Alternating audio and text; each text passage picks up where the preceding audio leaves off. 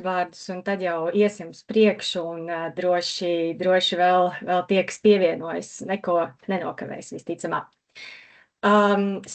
Laipni lūgti webinārā par 2116 pasākumu pašvaldību ēku energoefektivitātes paaugstināšana. Jūs sveicinu es, Zane Egle, vides investīciju projektu atlases nodaļas vadītāja, un tieši es un mana nodaļa, mani kolēģi, būsim tie, kas turēs rūpi Centrālajā finanšu un līguma aģentūrā par 2116 pasākuma 3. kārtas atlasi. Tādēļ visticamāk ar mums nāksies sadarboties, un sadarbība būs veiksmīga. Tieši tā jau ir 3. kārta. Pirmajā kārtā tā bija ierobežota atlase konkrētām pašvaldībām. 2. kārtā ieguldījumi atklāti atlasē tika veikti tieši sabiedrisko ūdens saimniecības pakalpojumu sniedzēju infrastruktūrā, bet šī 3. kārta tad tiešām paredz plašāku, daudzveidīgāku pašvaldību ieguldījumus, daudzveidīgāks tieši pašvaldību infrastruktūrā. Iesniedzēji tajā ir pašvaldības to iestādes, pašvaldību kapitāla sabiedrības, publiski privātās kapitāla sabiedrības, kas veic pašvaldību deleģētus pārvaldes uzdevumus. Bet neskatoties ne uz ko, protams, visās šajās 3 kārtās un viss šī 2116 pasākuma mērķis, virsmērķis ir uzlabot pašvaldību ēku energoefektivitāti. Tādēļ arī šis nosaukums arī visu pēc būtības izsaka. Šodien par webināru norises kārtību, kas mums tad ir paredzēts. Webināru iesāks pirmais runātājs būs Edgars Garkājs no Viedās administrācijas un reģionālās attīstības ministrijas vides investīciju nodaļas, un viņš pastāstīs par 2116 pasākumu 3. kārtas nosacījumiem. Tātad iekļaujot gan sasniedzamos mērķus, atbalstāmās darbības, attiecināmās izmaksas un arī, kas ļoti būtiski, komercdarbības atbalsta nosacījumus. Tātad par tiem arī pastāstīs. Pēc tam runās mana kolēģe Linda Broliša, kas pastāstīs par projektu iesniegumu sagatavošanu un vērtēšanas kārtību. Pieļauju, ka daudzi, kas pieslēgušies webināram, nav pirmo reizi ar pīpi uz jumta, un projektu iesniegumus jau ir gatavojuši un snieguši.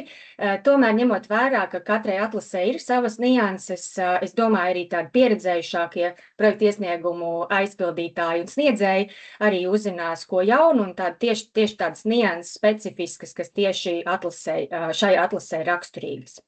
Tālāk mani kolēģi no valsts atbalsta nodaļas, Laura Osmane, pastāstīs par vispārējais tautsaimnieciskas nozīmes pakalpojumu būtiskākiem aspektiem šajā pasākumā, tātad pievērsiet arī tiem uzmanību.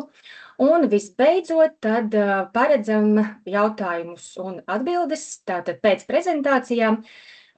Sniegsim arī atbildes uz jūsu jautājumiem. Droši jautājums var uzdot arī čatā. Tātad uz tiem arī, protams, atbildēsim. Tad arī šos jautājumus uzdot ne tikai noslēgumā, bet arī prezentāciju laikā, ja kaut kas iešaus prātā, un var piefiksēt šo jautājumu arī čatā. Vēršu uzmanību, ka webinārs tiek ierakstīts. Šis ieraksts būs pieejams mūsu mājaslapā, tātad pie paša pasākuma sadaļā. Tur arī publicēsim jautājumus un atbildes, arī gan šos uzdotos, kas būs webināra laikā, gan arī konsultācijās jau iepriekš uzdotos un nākamos mēnešus uzdotos jautājumus atbildes. Tā kā tam es tiešām aicinu arī sekot līdzi un, protams, konsultēties ar mūsu ekspertiem, un lai projektu iesnieguma aizpildīšana būtu viegla, raita un veiksmīga. Tad lieki nekavēsimies, ķeramies, vērsim pie ragiem un dodu vārdu Edgaram Garkājam no Varam par 2116 3. kārtas nosacījumiem. Lūdzu, Edgars. Labdien! Esmu Garkājs Edgars, kā jau iepazīstināju, pastāstīšu par 2116 pasākuma pašvaldību ēku energoefektivitātes paaugstināšana 3. atlases kārtas nosacījumiem.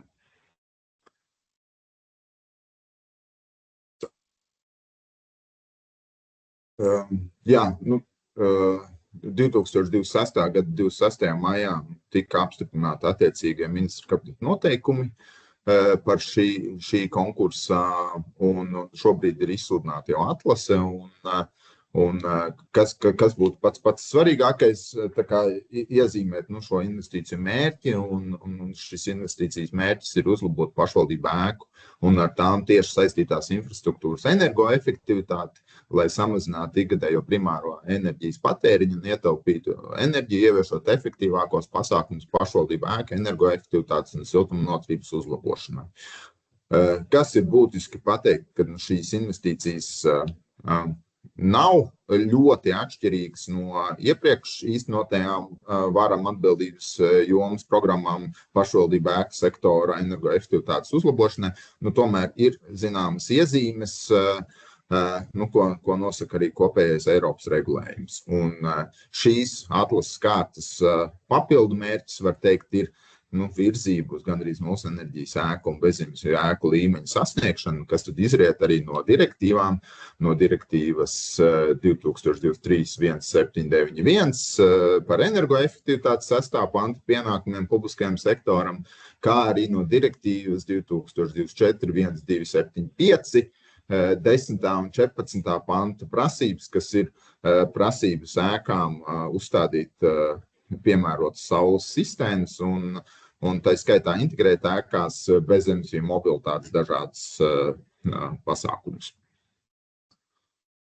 Nedaudz par pašu pieejamo finansējumu. Atlasē pieejamais finansējums nav liels, bet tomēr ir pietiekoši daudz projektu atbalstīšanai, 16, gandrīz 5 miljoni eiro finansējuma. Likme ir līdzīga kā citās programmās līdz 85% atbalsta likme. Šajā atlasē mēs esam izvirzījuši, vai pareizāk sakot, nosacījumi finansējuma efektivitātei ļoti minimāli. Ir nosacījums, ka nevar pārsniegt ERA finansējumu 2,5 miljonus eiro, un minimālā projekta apjoms ir 0,2 miljonu eiro, kas saistīts ir arī ar kopējo noteikumu regulas uzstādījumiem par vienkāršoto izmaksu izmantošanu, ja šis slieksnis būtu zemāks par šiem 200 000. Par atlasi, tad atlasē faktiski par vienu projektu var iesniegt vienu ēku. Vienlaikus ir arī tādi atvieglojumi izvirzīti, kad var iesniegt projektu arī par ēkas daļu ar atsevišķu enerģijas uzskaiti. Ja šis projekts pēc projekta īstenošanas kļūst par atsevišķu ēku. Šādi nosacījumi arī izvirzīti, lai it īpaši reģionālās attīstības mērķu kontekstā, kur pašvaldībām bieži vien ir dažādas situācija ar ēku fondu un to, kā šīs ēkas turpmāk izmantot, optimizējot resursus, tad šajā atlasē ir radīts arī risinājums, kur tad projektu var īstenot ēkas daļā, saprotot to, ka varbūt visa ēka nebūs īsti pašvaldību funkcijām turpmākajā periodā varbūt nepieciešama. Tāpat ir saglabāts arī no iepriekšējām atlasēm nosacījums, ka vienā projekta iesniegumā var iekļaut investīcijas vairākās ēkās, ja tām ir kopīgi siltumenerģijas vai elektroenerģijas uzskaits, saprotot, ka mākslīgi sadalīt šos patēriņus varbūt nav tas pats labākais risinājums, lai korekti noteiktu gan pašvaldībai ietaupījumus, gan arī korektus enerģijas ietaupījumus, kas tad ir šīs investīcijas mērķis. Arī nav izvirzīti nekādi papildus nosacījumi. Viena pašvaldība var iesniegt nosacīt neskaitāmu projektu skaitu. Protams, ka kopējais finansējums ir tāds, kāds tas ir, bet šādas ierobežojumi šajā atlasē nav noteikti. Par kārtā izvirzītiem rādītājiem ar šo atlasi paredzēts sasniegt publiskās ēkas ar uzlabotu energoefektivitāti 22,146 kvadrātmetru platībā. Ir izvirzīts arī rādītājs enerģijas ikgadējam patēriņam primārajam,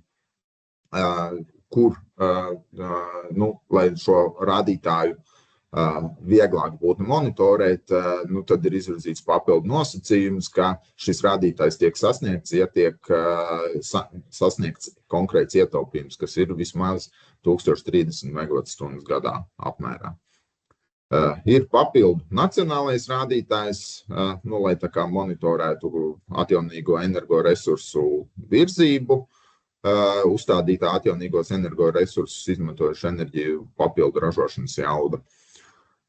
Tas būtu par rādītājiem. Kā jau arī semināra ievadā tika minēts, tad kas tad ir tie finansējuma saņēmēji? Finansējuma saņēmēji ir pašvaldību iestādes, pašvaldību kapitāla sabiedrības, publiski-privātās kapitāla sabiedrības.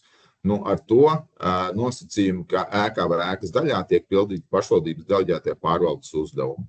Vai, kā papildinājums, vai ir noslēgts pakalpojumu līgums par sabiedrisko pakalpojumu sniegšanu, bet tikai konkrētajām jomām, kas ir ūdens saimniecības, siltumapgādes sabiedrisko pakalpojumu, vai ir noslēgts līgums par veselības aprūpes sabiedrisko pakalpojumu sniegšanu. Tad vēlreiz saistībā ar mērķi tiek iezīmēti tie būtiskākie nosacījumi, tiek atbalstīti projekti, kuros īstenojot tiek uzlabota ēka energoefektivitāte un siltumnoturība līdz gandrīz nulles enerģijas ēkas vai bezemisiju ēkas līmenim, kas izriet no kopējā nosacījuma no direktīvās izvirzītajām prasībām.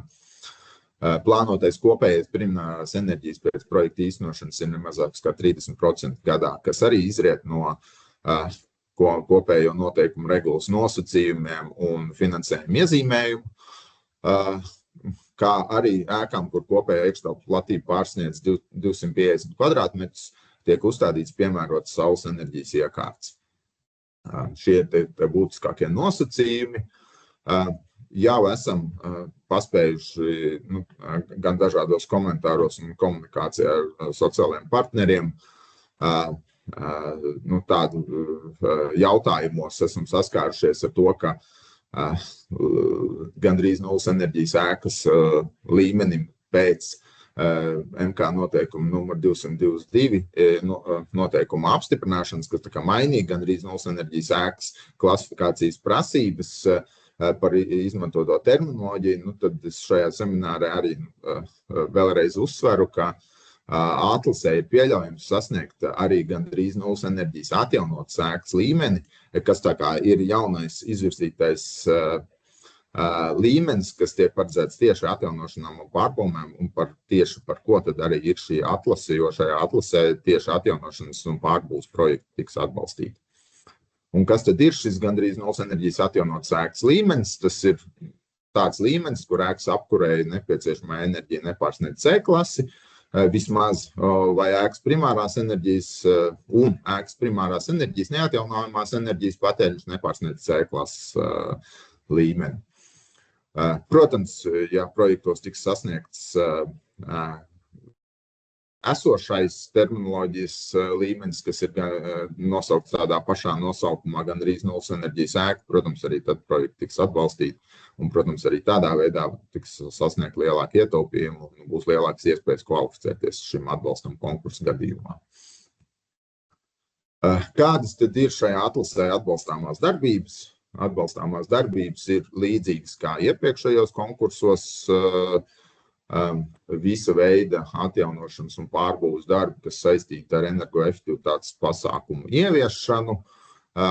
Ja šīs darbības ir paredzētas ēkas energo certifikātā, tāpat apgaismojuma dzēsēšanas un ventilācijas sistēma izbūve, pārbūve, atjaunošana. Tāpat ir atbalstāmas darbības arī nepieciešamās siltumapgādes infrastruktūras pārbūvē vai atjaunošanai, pieslēguma efektīvai centralizētais siltumapgādes sistēmai izveide, atjaunīgos energoresursus izmantošu enerģiju ražojošu bezizmešu iekārtu uzstādīšanai ir paredzēts atbalstāmā darbība. Šajā atlasē, skatoties uz tendencēm par gan gaisa piesārņojumu, gan klimata politikas ietekmi, ir nedaudz samazināts tvērums atbalstam biomasas kurināmajām iekārtām. Šajā atlasē ir paredzēts atbalsts biomasas kurināmās siltumnīcas iekārtu nomaiņai pret efektīvāku iekārtu, bet šajā atlasē nav paredzēts atbalsts jaunu biomasas iekārtu uzstādīšanai. Enerģijas patēriņa vadības sistēmai nepieciešamā aprīkojuma un tehnoloģija iegāde, kā arī gaisa piesārņojošo vielu emisiju attīrīšanas iekārtu uzstādīšana vai nomaiņa ir atbalstām šajā atlasē. Tāpat atbalstāms ir arī iekštelpu remonts, kas tieši saistīts ar ēkas energosertifikātā paredzēto pasākumu īstenošanu. Ēkas iekšējo un ārējo inženiertīklu atjaunošana ir paredzēta kā atbalstāmā darbība, kas ir arī jaunums šajā atlasē. Iepriekšējās atlasēs tik detalizētas prasības netika izvirzītas. Šeit gan ir nosacījums, kad atbalstītas tiks tikai tādas inženiertīklu atjaunošanas vai pārbūves, kas tā kā identificēts ēkas tehniskajā atzinumā ar speciālistu atzinumu, ka šo sistēmas ir nepieciešams uzlabot vai pilnveidot. Tāpat ir atbalstām iekštelpu pārbūve vai atjaunošana, pielāgojot un nodrošināt nepieciešamā aprīkojuma 3. kategorijas patvērtņu ierīkošanai, sekojot tendencēm par civilā aizsardzības infrastruktūras nodrošināšanas iespējām šajā atlasē. Tad ir iespējas arī, ja ēkas pagrabi ir piemēroti, tad līdz ar ēkas renovāciju var arī veikt šo telpu pilnveidu patvērtnes vajadzībām. Tāpat ir atbalstāmas darbības, kas ir paredzētas projekta ēkas funkcionāli saistītajā teritorijā un saistītas ar dabā balstītiem risinājumiem, dažādu zaļo infrastruktūru vai atjaunīgojiem energoresursu risinājumiem dažādi. Tā skaitā atbalstāms arī bezemisiju mobilitāti veicināšanas pasākumu. Ko būtu vērts uzsvērt, kad šajā atlasē specifiski ir noteikts ierobežojums tai ēku kategorijai, kam tā kā nav paredzēts, kas nevarēs pretendēt uz šo finansējumu saistībā ar Eiropas komisijas deinstitucionalizācijas principu. Šajā atlasē netiks atbalstītas ēkas, kurās tiek sniegti ilgstošas sociālās aprūpes un sociālās rehabilitācijas pakalpojumi, tā kā stiprinot šo deinstitucionalizācijas principu, kad nav liederīga fondu ieguldīšana institucionālajās aprūpes iestāžu ēkās. Tā skaitā arī šajā atlasē ir specifiski izvirzīti nosacījumi atbalstam pašvaldības īpašumā esošajām dzīvojamām mājām, kurās tiek sniegt likumu par palīdzību dzīvokļu jautājumu risināšanā. 3. panta 1.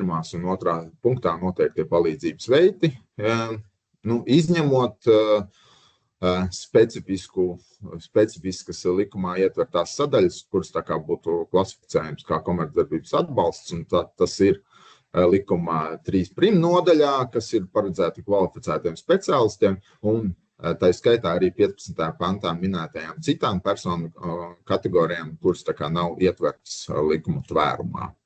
Nedefinēts. Tas saistīts ar komercdarbības atbalsta nosacījumu ievērošanu. Tad pieskaroties komercdarbības atbalsta nosacījumiem, jau kā iepriekš ir minēts, faktiski arī līdzīgi kā iepriekšējās atlasēs, tad izvirzīti šie 3 veidi, kas ir primāri atbalsts paredzēts ir nesaimnieciskai infrastruktūrai, kurā tad netiek veikta saimnieciskā darbība, vienlaikus, ja tiek ievēroti parasto papildu pakalpojumu, papildinošas saimnieciskās darbības un citas saimnieciskās darbības maksimālai ierobežojumi, tad šis ir tas pamatveids, kurā tā kā mēs paredzam atbalstu. Kā otrs pamatveids, kurā paredzēts ir atbalsts ūdensaimniecības, siltumapgādes vai veselības sabiedrisko aprūpes pakalpojumu sniedzējiem, kas ir būtiski minēt, ka no 2025. gada 16. decembra ir jauns Eiropas komisijas lēmums, respektīvi, tad ir visām jaunām atlasēm ir jāievēro šī jaunā lēmuma nosacījumi, bet par to jums pastāstīs Centrālās finanšu līguma aģentūras pārstāvis savā prezentācijā sīkāk. Un kā trešais veids, kas attiecībā uz komercdarbības atbalsta ir izvirzīts, tā kā atbalstāms, var sniegt atbalstu nesaimnieciskai kultūras infrastruktūrai.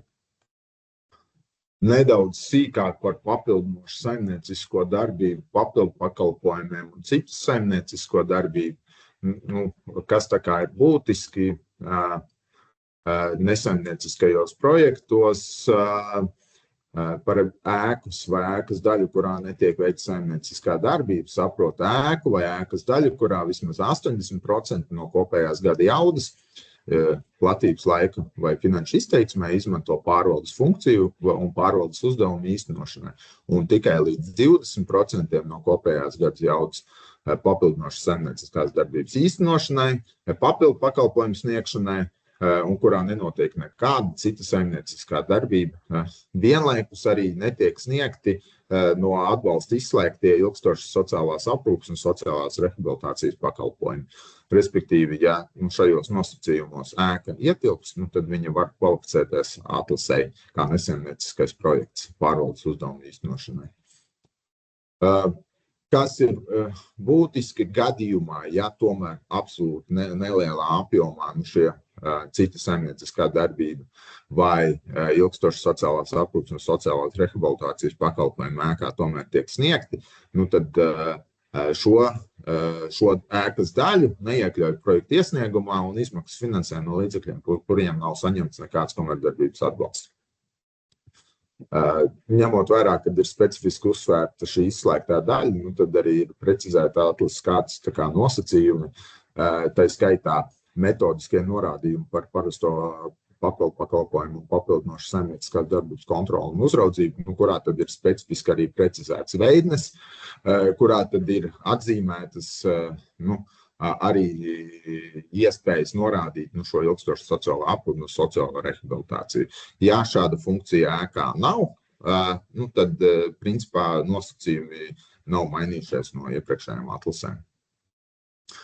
Kas ir būtiski, arī kā jau iepriekš bija, ka šie papildinošas saimnieciskās darbības nosacījumi nav attiecināmi uz sabiedrisko pakalpojumu sniedzējiem un arī uz kultūras jomas pakalpojumu sniedzējiem. Par ūdens saimniecības vai siltumapgādes sabiedrisko pakalpojumu vai veselības aprūpes pakalpojumu sniedzējiem šajā slaidā ir izvilkti paši galvenie tie nosacījumi. Jā, jau minētais lēmums, atbalsts ir kā kompensācija par sabiedriskie pakalpojumi. Dažiem uzņēmumiem, kuriem uzticēts sniegt pakalpojumus, ir vispārēji tautsaimnieciska nozīme. Kas pašvaldībai ar pakalpojumu sniedzēju jābūt noslēguma pakalpojumu līgumam par sabiedrisko pakalpojumu sniegšanu. Vēl, kas ir tāds varbūt specifisks nosacījums, ir tieši atjaunīgo energoresursu iekārtām par pašpatēriņiem, tad sabiedrisko pakalpojumu sniegšanas gadījumā šīs atjaunīgo energoresursu iekārtas jāizmanto tikai sabiedrisko pakalpojumu sniegšanas mērķu nodrošināšanai. Un arī, ja gadījumā sabiedrisko pakalpojumu sniedzējs nodarbojas ar citu pakalpojumu sniegšanu, kas nav šajā atlasē atbalstāms, kā nereti mēdz būt arī dažādi ēku apsaimniekošanas pakalpojumi vai citi pakalpojumi, tad attiecināmās izmaksas nepārsniedz ēkā īstenoto sabiedrisko pakalpojumu sniegšanas jaudas īpatsvaru. Par to arī tā sīkāk CFLA kolēģi pastāstīs par tiem nosacījumiem, kas ir sagatavojot projektu iesniegumu. Un īsi par nesaimniecisko kultūras infrastruktūru. Tad ēku var tikt atbalstīt, ja kultūras mērķu infrastruktūrai ieņēmumi no saimnieciskās darbības nepārsniedz 50% no kultūras jomas pakalpojumu sniedzēja gada budžeta ieņēmumu daļas konkrētajā infrastruktūrā. Tas ir tas pamata nosacījums. Vēl vēlētos uzsvērt papildu nosacījumus, kas atlasē ir izvirzīti, vienkārši kas var radīt tomēr kaut ko būtu svarīgi ņemt vērā. Atbalsts pilsētās siltumenerģijas ražošanas avotu iegādēji, uzstādīšanai vai nomaiņai sniedzams atbilstoši prioritārajai kārtībai. Klimata un enerģētikas ministrija konsekventi virza enerģētikas un klimata politiku virzienā, kad visefektīvākais risinājums ir pieslēgums efektīvai centralizētai siltumapgādes sistēmai, līdz ar to tad prioritāri ir atbalstām šādi risinājumi, sekundāri atbalstām ir bezemisiju AR, atjaunīgo energoresursu iekārtu risinājumi, un tikai kā trešā prioritāte ir atbalstām cietās biomasas iekārtu nomaiņu pret citas cietās biomasas iekārtas nomaiņu. Un, lai šo punktu izpildītu, tad atlases nolikumā ir arī ietverti veidne, faktiski šī izvērtējuma veikšanai, lai pierādītu, kad ir izpildīti šie nosacījumi. Gadījumā, ja ir paredzēti citi prioritārajā kārtībā iekļautie atbalstāmie pasākumi.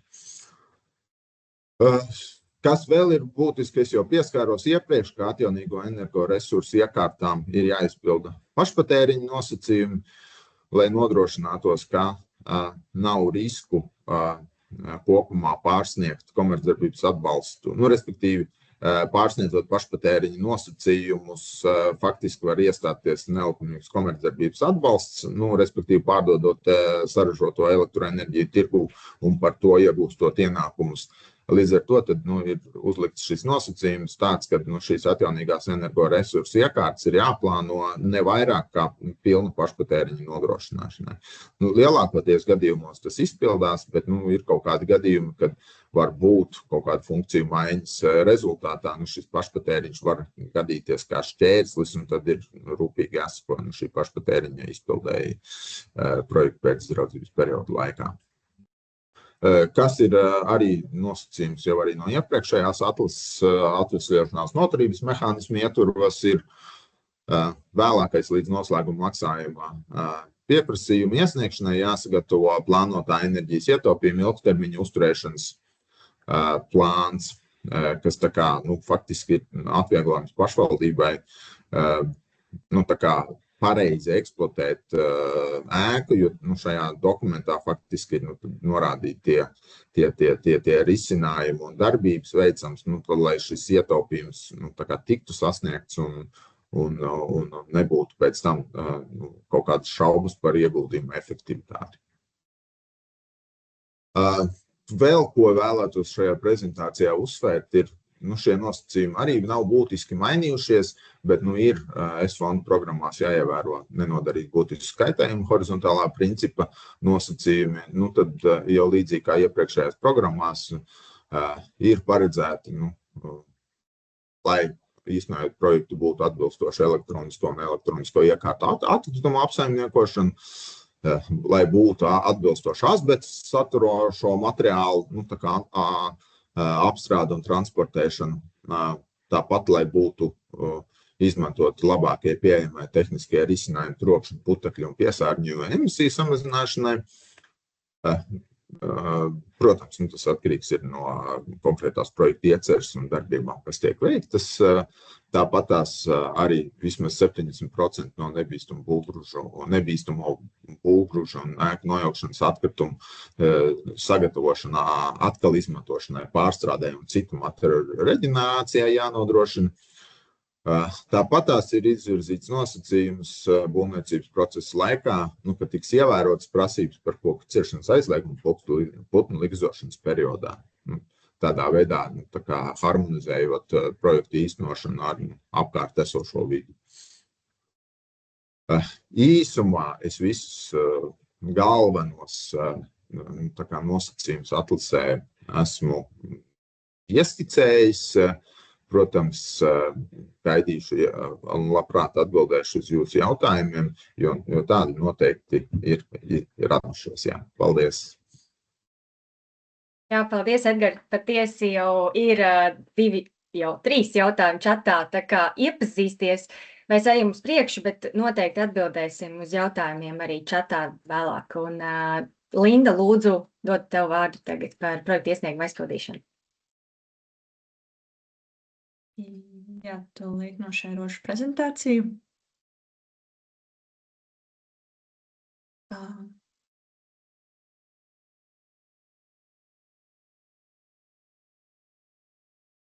Ceru, ka redzat. Jā, viss kārtībā. Jā. Tātad, labdien, mani sauc Linda, kā jau Zena teica, un es jums šodien pastāstīšu par 2116 pasākuma 3. kārtas projektu iesniegumu sagatavošanu un vērtēšanas kārtību. Un kā jau atkal atkārtošos, aicinu jautājumus uzdot čatā vai arī piefiksēt tos un uzdot webināru beigās. Tātad no sākuma es izstāstīšu par atlases procesu un arī laika grafiku, lai redzat, kādos termiņos iecerēts iekļauties. Tad es pievērsīšos projektu iesniegumu sagatavošanai, pastāstīšu, kādi dokumenti nepieciešami un kur tie atrodami. Pavisam īsi pastāstīšu par projektu portālu un visbeidzot pastāstīšu par tām sadaļām, kā sagatavot projektu iesniegumu un kā mēs vērtēsim pašus projektus. Jo mans mērķis ir pastāstīt jums par to, ko no iesniedzējiem mēs sagaidām un kā mēs vērtēsim šos projektus. Tātad atlase jau ir izsludināta 15. jūlijā. Tā būs atvērta līdz 15. oktobrim 23:59. Šajā laika posmā projektu portālā aicinām iesniegt jūsu projektu iesniegumus. Un pēc iesniegšanas termiņa beigām aģentūra tos sāks vērtēt 3 mēnešu laikā. Tas ir maksimālais termiņš ir tātad 27. gada 15. janvāris. Un atbilstoši pēc tā mēs pieņemsim lēmumu par projektu iesniegumu apstiprināšanu ar nosacījumu vai sliktākajā gadījumā noraidīšanu. Ja projektu iesniegums tiek apstiprināts un nav nepieciešami tehniskie precizējumi, tad jau var sākties līguma vai vienošanās slēgšana. Savukārt, ja projekts ir apstiprināts ar nosacījumu, tad būs 1 mēnesis to precizēšanai līdz tātad 27. gada 15. februārim. Un atbilstoši atkal tad mēs 3 mēnešu laikā izvērtēsim šos precizējumus.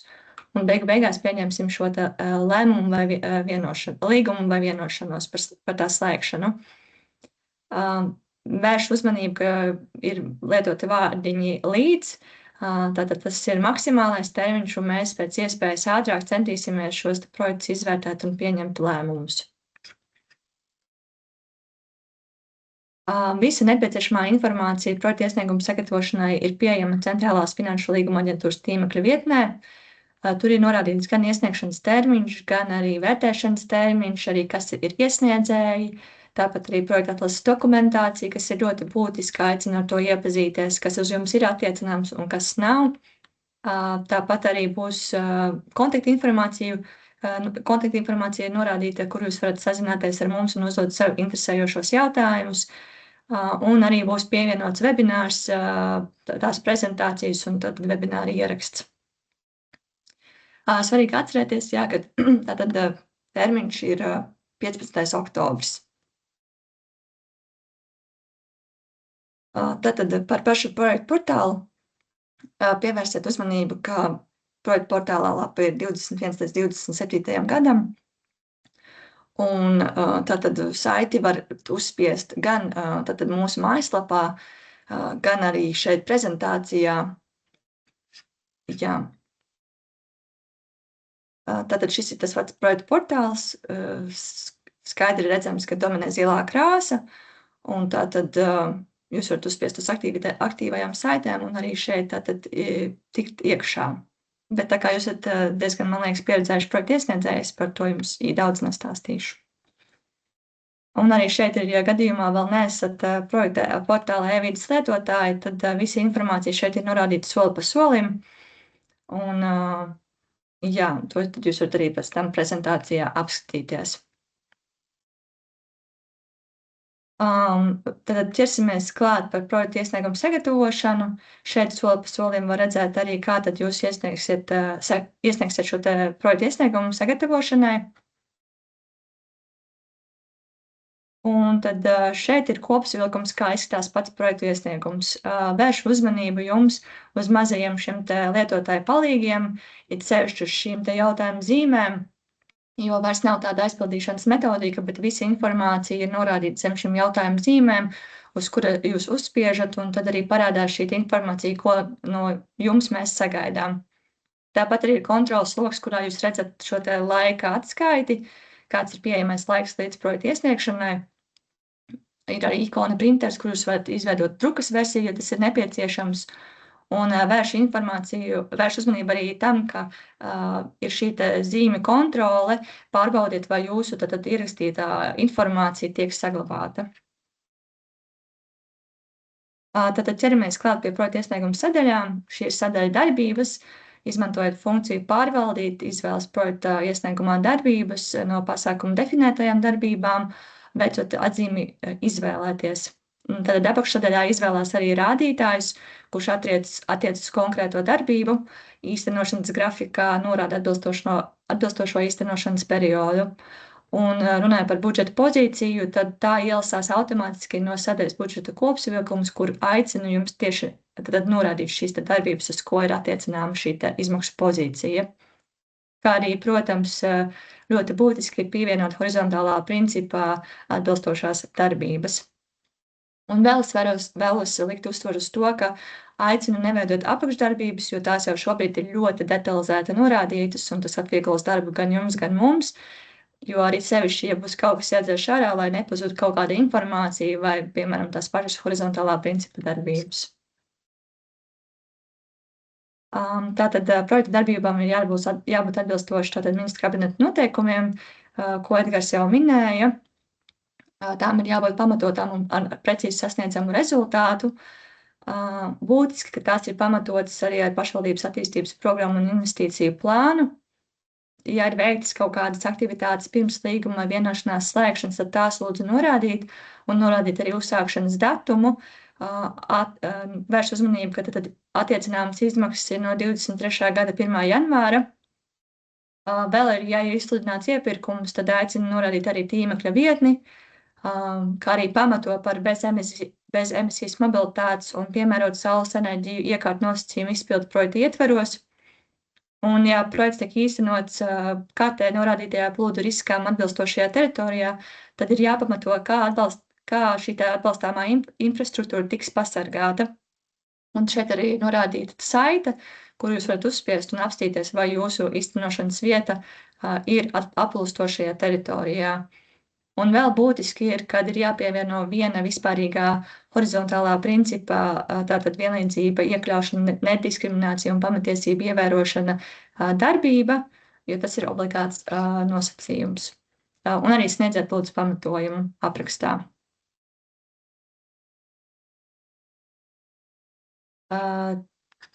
Tālāk runāsim par būtiskāko projekta iesniegumu daļu, kas ir budžeta kopsavilkums. Par tad RF summām jau Edgars arī minēja. Atceramies, ka katrai budžeta pozīcijai jāpiesaista tātad šī projekta darbība, un katrai darbībai jābūt piesaistītai budžeta pozīcijai. Kā jau minēja, projekta izmaksas ir attiecināmas no 23. gada 1. janvāra. Finansējumu nepiešķirām pabeigtām darbībām un objektiem, kas ir jau pieņemti eksploatācijā. Tātad visām budžeta pozīcijām ir jābūt pamatotām, lai mēs saprotam, kā šīs izmaksas ir veidotas. Un vēlreiz atgādinu, ka spīžot uz šiem te jautājumu zīmēm, jūs tad parādīsies informācija par to, varbūt ir kādi izmaksu ierobežojumi un arī uz MK noteikumu punktu, kas to paskaidro. Un arī šeit lūdzu atsevišķi neizdalīt pozīcijas, jo jau šobrīd tās ir detalizēti uzskaitītas.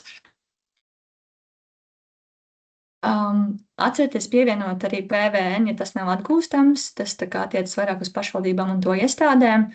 Runājot par patvērtnēm, tad ir 5% ierobežojums nevis par patvērtnes izbūvu, bet tieši par aprīkojumu.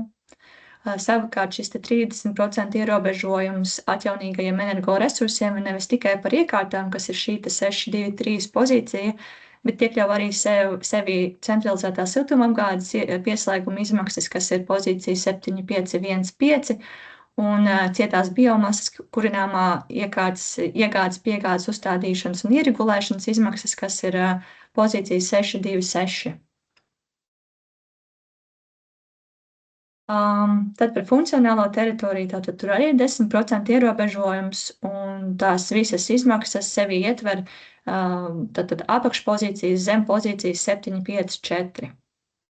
Un kā arī pārsvarā visos pasākumos atlasēs, tātad ir 1% ierobežojums tieši komunikācijas pasākumiem, vai arī tās nevar būt vairāk par 20,000 eiro, kā arī neprecēti izdevumi nevar būt vairāk kā 5% no kopējām attiecināmajām izmaksām. Sadaļā pielikumi, tātad ir tādi obligātie pielikumi, kas ir obligāti jāpievieno. Šajā atlasē tas ir budžeta izmaksu pamatojošie dokumenti, finansējuma pieejamie apliecinošie dokumenti, tātad pašvaldībām un to iestādēm tas ir domas lēmums, bet kapitāla sabiedrībām tas var būt valdes lēmums vai akcionāru vai dalībnieku sapulces lēmums par finansējumu piešķiršanu.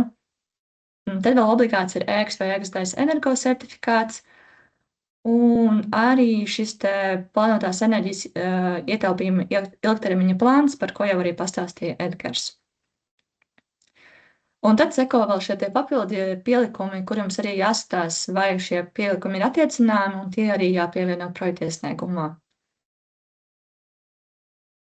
Visbeidzot, seko apliecinājumi, ir šie te obligātie apliecinājumi, kas jums ir jāizpilda obligāti, un tad atkal seko šie te attiecināmie apliecinājumi, kas ir tā kā jāstāsta, vai atkal tie uz jums attiecās vai nē.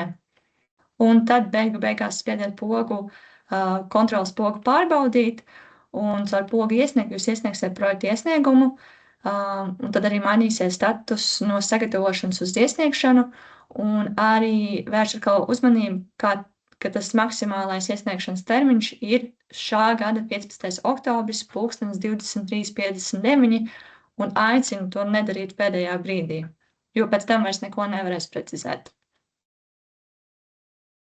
Tad par projektu iesniegumu vērtēšanas kārtību. Vispirms mēs izvērtējām vienoto izvēles 2.1 kritēriju, kas ir attiecināms, ja projektā ir plānots VTMP atbalsts, par ko pastāstīs vēlāk mana kolēģe. Un tas nav precizējams kritērijs, tā tad ir jāsaņem vērtējumā jā. Ja kritērijā vērtējums ir nē, tad vērtēšana neturpinām un projekta iesniegums tiek noraidīts. Un atkal savukārt kvalitātes kritērijā 4.4 jāsaņem minimums 0,5 punkti, tātad obligāti ir jāiesniedz ēkas daļas energosertifikāts. Tātad tālāk, ja pieprasītais finansējums pārsniedz atlases kārtai pieejamo finansējumu, tad projektu sarindo pēc kvalitātes kritērijos iegūtā punktu skaita prioritārā secībā, lai noteikti, kuriem projektiem finansējums ir pietiekams.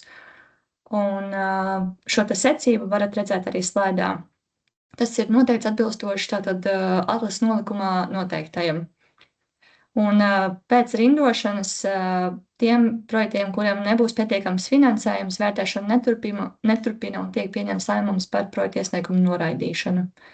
Savukārt, ja finansējums ir pietiekams, tad visus projektus atbalstam un kvalitātes kritērijus nevērtējam, bet vērtējam pārējos vienotos izvēles un specifiskos atbilstības kritērijus.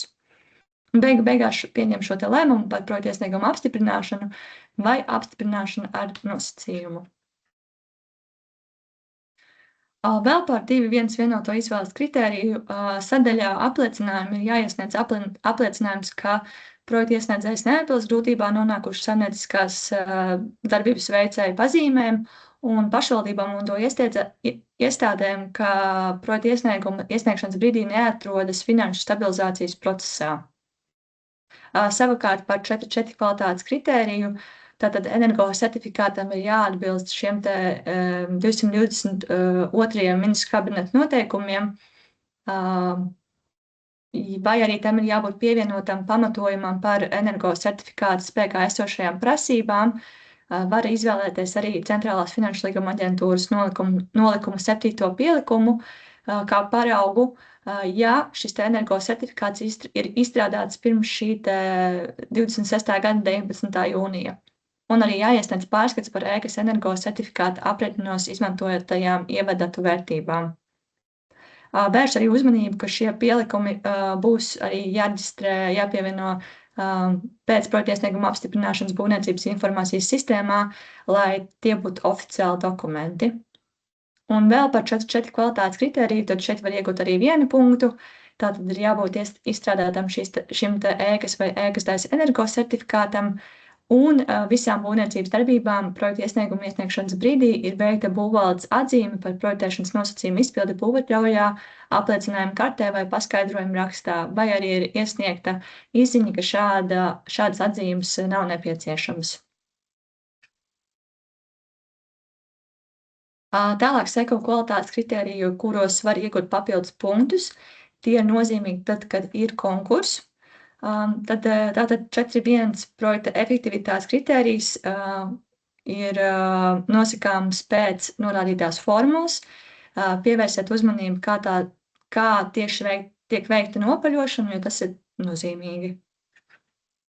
Un šeit var iegūt tātad no 0 līdz 12 punktiem.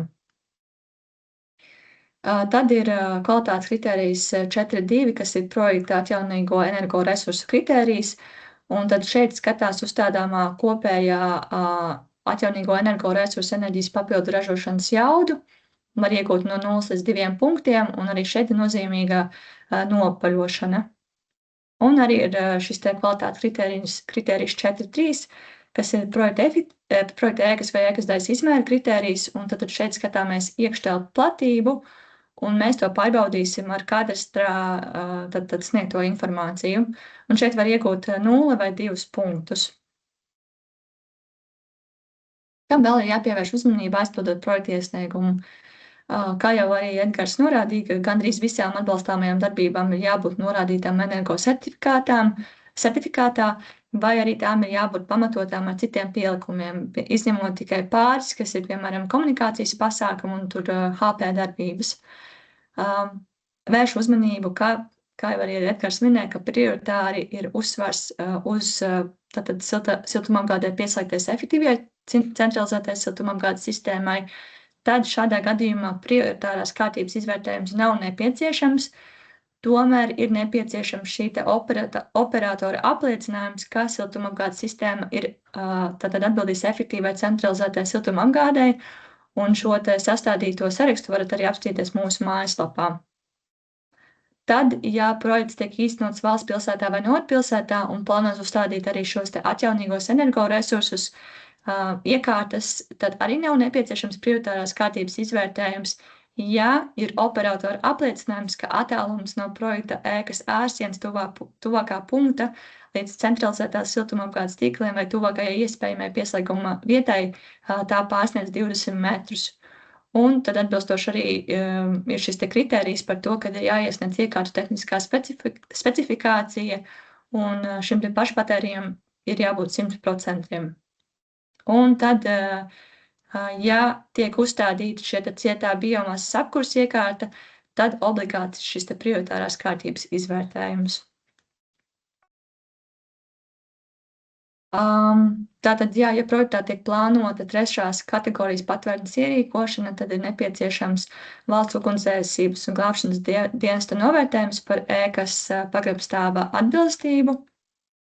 Ja ir šis ēkas iekšējo un ārējo inženieru tīklu atjaunošana vai pārbūve, tad pievieno ēkas tehniskās apsekošanas atzinumu. Un par sabiedriskajiem pakalpojumu sniedzējiem, tad ir jāiesniedz atbilstoši VTMP līgums, kā arī ir jāiesniedz jaudas īpatsvara aprēķins, kas ir atlases 0,5 pielikums, un apliecinājums par piešķirto un plānoto komercdarbības atbalstu, kas ir atlases 0,3 pielikums. Par komercdarbības atbalsta kontrolas nosacījumiem, par to jau ieskicēja Edgars, bet par šiem te pielikumiem tātad ir jāiesniedz 4. pielikums, kas ir apliecinājums par komercdarbības atbalsta kontrolas nosacījumu, tātad veikšana infrastruktūrā, un arī jāizvēlas jaudas aprēķina platības laika vai finanšu izteiksmē šī te veidne, kas ir 6.1, 6.2 vai 6.3 pielikuma veidne. Jā.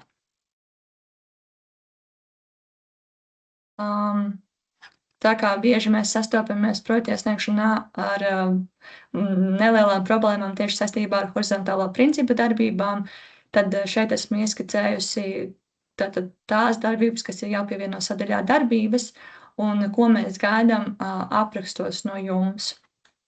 Vai arī vai no apraksts, vai atsaukties uz konkrētu dokumentu, kas kaut ko paskaidro. Un arī par šo jau Edgars minēja, bet tad svarīgi izvēlēties sadaļā darbības un pievienot šīs horizontālā principa darbības nenodarīt būtisku kaitējumu, sniedzot pamatojumu, un šeit ir arī norādīts, kā tad jūs varat paskaidrot un pamatot darbības īstenošanu.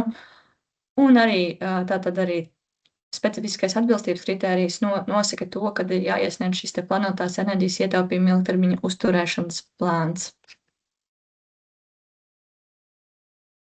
Paldies par uzmanību. Jautājums došu tātad uzdodat čatā, un vai arī pēc webināri, ja tādi vēl rodas, šeit ir norādīta kontakta informācija, sazinieties ar mani vai manu kolēģi Miku, un veiksmi projekta iesnieguma sagatavošanā, un es ceru, ka visi projekta iesniegumi tiks apstiprināti uzreiz. Paldies! Jā, ļoti labs novēlējums. Paldies, Linda! Un turpinam tādu uz priekšu jautājumu ir sabijuši, bet nesatraucieties, uz visiem atbildēsim tiešām pakāpeniski meklējam atbildes un jautājumu atbilžu sesijā arī visu noskaidrosim, bet tad īsi par vispārējais tautsāmniecības nozīmes pakalpojumu būtiskākiem aspektiem. Laura, lūdzu, pastāsti mums. Sveiki visiem! Kā jau jūs redzat pēc tēmas nosaukuma, man uzrunāja pastāstīt par vispārējais tautsāmniecības nozīmes pakalpojumiem, taču mani iepriekšēji runātāji abi divi ļoti labi ieskicēja lietas, kuras tieši es biju plānojis teikt. Tātad mēģināšu kaut ko jaunu vēl pateikt, bet varbūt pluss ir tas, ka šeit būs viena prezentācija, kurā ir tad secīgi visas lietas, kas attiec uz VTNP, jo gan Lindai, gan Edgaram šie aspekti tur bija prezentācijas, garāks prezentācijas ik pa laikam. Bet nu tā tad ejam uz priekšu VTNP, tas ir tas mūsu runā pieņemtais saīsinājums, kā mēs šos vispārējās tautsāmniecības nozīmes pakalpojumus saīsinam, tāpēc tālāk arī tekstā lietošu šo VTNP saīsinājumu. Tātad jaunums šajā ziņā ir tāds, lai gan jā, VTNP ir jau labu laiku, mēs piemērojam to regulējumu, ko mums Eiropas komisija varbūt ik pa laikam pamaina, bet tomēr tā būtība nav mainījusies. Bet šobrīd ir tāds brīdis, kurā atkal ir jaunas komisijas lēmums, pieņems 2025. gada decembrī, un šajā lēmumā ir tomēr dažas lietas precizētas. Un šī ir viena no tām atlasēm, kur mēs tātad piešķirsim atbalstu atbilstoši šim te, kā mēs viņu saucam, jaunajam VTNP lēmumam, 2025 šķērsvītra 2630. Tas ir būtībā tāds kā pamat dokuments, kur ir noteikti visi galvenie principi, kas ir jāievēro. Galvenās lietas ir pānas arī mūsu atlases noteikumos, kā noteikumos numur 305. Un es kā ļoti svarīgi nosaucu šo te pilnvarojumu līgumu, kas vispār ļauj veikt šo VTNP pakalpojumu projekta iesniedzējiem. Tātad tam ir jābūt obligāti, un šim līgumam būs jābūt atbilstošam jaunajam VTNP lēmumam. Šobrīd ir pārējais periods, tāpēc ir tā, ka varētu būt kādas atlases, kas ir senāk izsludinātas, un jūs saņemat atbalstu it kā to pašu ERAFU pēc vecā VTNP lēmuma. Tomēr mums ir jauns VTNP lēmums, un šajā jaunajā kārtā ir iespējams tā kā balstīties tikai uz jauno regulu. Tātad secīgi, kā jau teicu, šeit var pretendēt tikai 3 jomu. VTNP pakalpojumu sniedzēja, kas būtu ūdenssaimniecības, siltumapgādes vai arī veselības aprūpes pakalpojumu sniedzēji. Šie pēdējie var būt deleģēt pakalpojumu sniegt var gan pašvaldības, gan valsts. kā jau minēju, jā, tātad mums ir jaunais lēmums un ir jāveic grozījumi visos esošajos līgumos, ja tie bija noslēgti pēc vecā regulējuma. Būtiskākā atšķirība tur ir tas, ka šī jaunā regula vairs neparedz atsauci uz šo VTNP lēmumu, kas it kā nieks, bet tomēr, ja mēs redzam to atsauci, tad mēs saprotam, ka tas ir atbilstoši vecajam lēmumam, bet mums būtu jāapstāsta arī viss formulējums, kuri ir tā kā mazliet varbūt mainīti. Kopumā būtība nav mainīta. Par to līguma sadaļām ir gan Minskabet noteikumos, gan es arī vēlāk uzlikšu tādu slaidiņu, bet tad paskatāmies katrs savus līgumus un pārliecinamies, ka viņi ir atbilstoši jaunajam VTNP lēmumam. Tas, kas arī ir tāpat, kā varbūt bija jau iepriekšējās atlasēs par šo atbalstu, tiek piešķirts tajā ēkas daļai, kurā tiek sniegt sabiedriskie pakalpojumi. Šādi līdzīgi bija arī AFA 1213I atlasē, varbūt vēl kādā. Tad mums ir svarīgi redzēt, cik lielu pakalpojumu daļa sabiedrisko pakalpojumu sniedzējiem ir tieši šī VTNP daļa, jo sabiedrisko pakalpojumu sniedzēji nav ierobežoti veikt arī citus pakalpojumus. Varbūt ūdenssaimniecības pakalpojumu sniedzējiem biežāk tur būs 100%, bet, piemēram, veselības aprūpes sniedzējiem tur būs mazāks procents. Attiecīgi, tas nozīmē, ka šīs VTNP daļas apmērs ir izšķiroši, cik lielu atbalstu, teiksim, tai ēkai konkrētai varēs saņemt. Jāizpilda, kā jau arī Linda teica, tātad 5. pielikums obligāti, un tur ņem vērā 3 pēdējo gadu datus, 23., 24., 25. gads. Parasti VTNP pakalpojuma īpatsvaru tātad rēķinam no gada pārskatiem, jo viens no arī šī sabiedriskā pakalpojuma nosacījumiem ir izmaksu nodalīšana. Mums ir skaidri jānodala izmaksas, kas attiecas uz šo sabiedrisko pakalpojumu un kas attiecas uz citām lietām. Tāpat arī gan ieņēmumi, gan izdevumi ir jānodala. Tad to noteikti neaizmirst. Izpildīt šo pielikumu, jo citādi noteikti mēs to pajautāsim jums, lai precīzi noteikti šo apmēru. Un, jā, šeit jau nedaudz arī pieskārās par grūtībās nonākušu komersantu prasībām. Šāda prasība mums izriet no Eiropas fondu regulas, kas nosaka, ka RF līdzekļus nevar piešķirt grūtībās nonākušiem komersantiem, un šī prasība faktiski neizriet tieši no VTNP lēmuma. Bet šajā atlasē mēs piešķiram RF līdzekļus, tāpēc mums ir arī kritērijs, kas liek pārliecināties par grūtībās nonākušu pazīmi to atbilstību. Tas, kas šeit ir varbūt atviegloti nekā citiem komersantiem, varētu teikt atviegloti mums, šis kritērijs nosaka, ka mēs balstamies uz jūsu pašdeklarāciju, uz jūsu apliecinājumiem, ka jūs neesat grūtībās nonākuši komersanti un pārbaudi tad veicam izlases kārtā. Savukārt tas, ka ir šī izlase, diemžēl tā kā neatceļ to, ka jums pašiem arī ir jāsaprot, vai jūs drīkstat vai nedrīkstat piedalīties, jo, ja jums gadījumā ir šī atbilstība grūtībās nonākuši komersantu prasībām, jums tomēr nevajadzētu šeit nākt.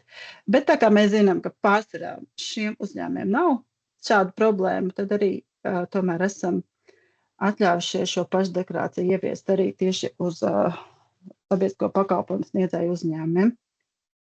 Ja kādam ir šaubas par savu atbilstību, noteikti var jautāt, mēs varam paskatīties par to, tad atsevišķi konsultēt. Tā, iesim tālāk. Tad varbūt atgriežoties pie tā iepriekšējā, tad šeit arī svarīgi ir šis pielikums obligātais, ka jums paši apliecināt, ka jūs neesat grūtībās nonākuši komersanti. Tālāk, SamMK noteikumos ir tāda gara sadaļa par kumulēšanu. Kumulēšana vienkāršotos vārdos nozīmē apvienošana, tā par komercdarbības atbalsta apvienošanu. Šajā projektā, piemēram, jūs pretendējat uz kaut kādu finansējumu, un ja projektam ir lielas izmaksas, ja ir vēl citas atbalsta programmas, kas piešķira finansējumu šādiem pašiem mērķiem, tad būtībā var arī apvienot 2 atbalsta programmu līdzekļus. Bet, ja mēs secīgi ejam cauri, tad mūsu MK noteikumi ir ierobežojuši un noteikuši, ka mēs nedrīkstam šī paredzēto finansējumu tā kā vēl apvienot ar de minimis atbalstu, kas ir neliels atbalsts un šajā gadījumā tad nav atļauts, un ad hoc atbalstu, kas ir tā kā individuāli piešķirts atbalsts, kas tātad nav atļauts. Bet nākamais jau apakšpunkts atļauj atbalstu ar citām tādām atbalsta programmām. Ja netiek pārsniegts 100% atbalsta likme. Ja gadījumā ir šāda cita programma jums plānā, vai tad jums arī obligāti jāizpilda, vispār šis apliecinājums ir jāizpilda visiem, šis 3. pielikums, bet tad jums ir jānorāda tiešām, ar ko jūs vēlaties kumulēt. Jāsaka, ka standartā parasti pretendenti pretendē tieši uz šo, piemēram, finansējumu, tā kumulācija īsti nav plānota, bet pieļaujama viņa tad šajā atlasē ir. Un ja viņa ir pieļaujama, tad jums ir jāziņo, ja tāda ir plānota. Tad, jā, papildus no ministra kabineta noteikumiem ielika arī to punktu par šīm tēm saules bateriju patēriņu, bet arī to jau pieminēja, ka tad arī tur jums jāstāsta, lai tas patēriņš tiešām atbilst tam pašam VTNP līmenim.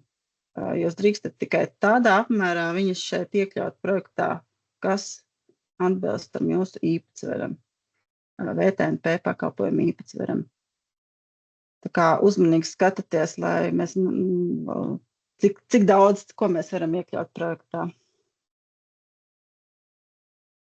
Tā, un šis te VTNP līguma saturs, viņš ir gan tātad Eiropas komisijas lēmumā, bet viņš ir arī viss pārnests uz mūsu ministra kabineta noteikumiem. 18. punktā ir definēts visas tās prasības, kas ir jāiekļauj līgumā. Tā kā, piemēram, konkrēti sniedzamie pakalpojumi, tas ir viss tāpat kā parasti, tad mums ir vajadzīgs kāds ir aprīkojums šī pakalpojuma sniegšanai.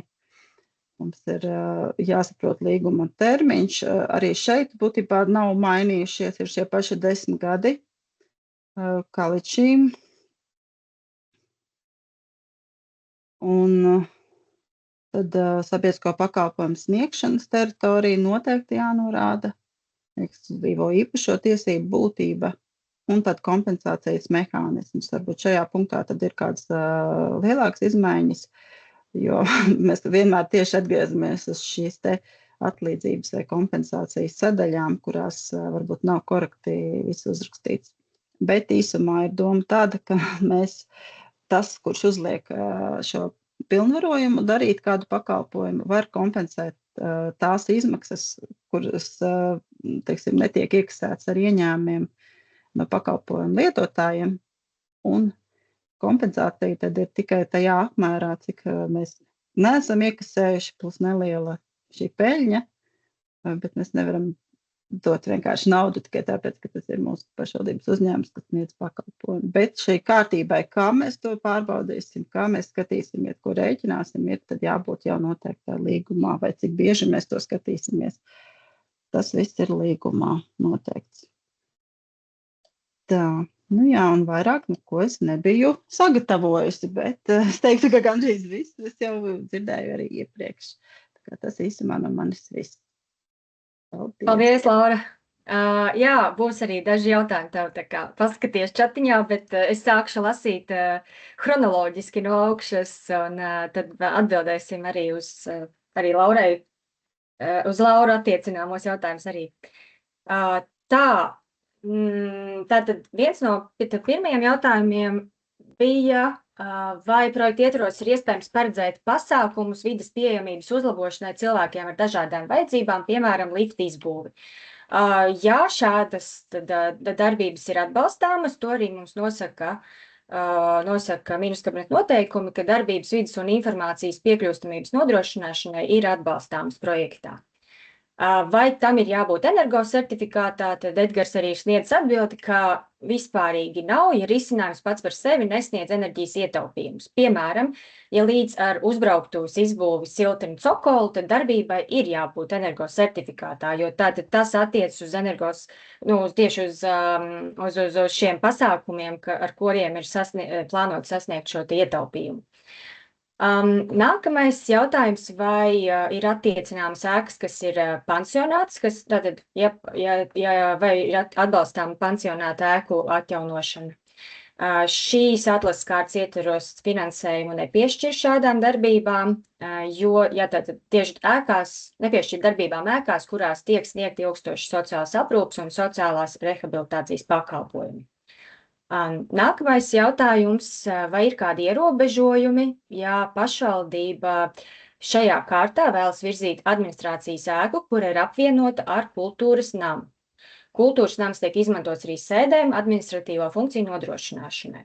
Tātad, nezinot varbūt tiešām plašāk šo situāciju, vispārīgi ir atbalstāms, bet, protams, ir jāskatās, kādas ir ēkas pamatfunkcijas un kādi deleģētie pārvaldes uzdevumi tur tiek veikti, kā arī vai tiek sniegta ēkā papildinoša saimnieciskā darbība, pakalpojumi vai cita saimnieciskā darbība. Un attiecībā uz kultūras infrastruktūru var piemērot tieši Ministrijas kabineta noteikumu 20. punktu nosacījumus. Tātad pēc būtības kultūras infrastruktūra tātad pasākumā ir atbalstāma arī.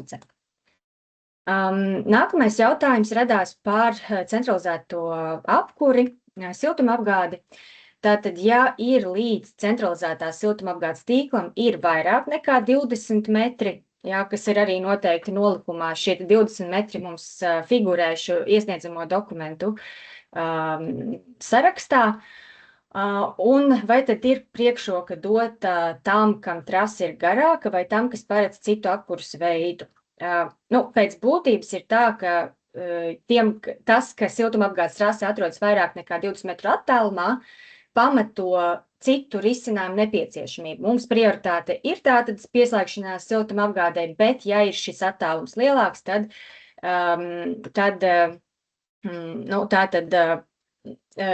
ja ir lielāks, tad ir iespēja izvēlēties citus risinājumus siltumapgādei. Tātad, jo tie 20 metri ir liels attālums, lai šo siltumapgādi izveidotu.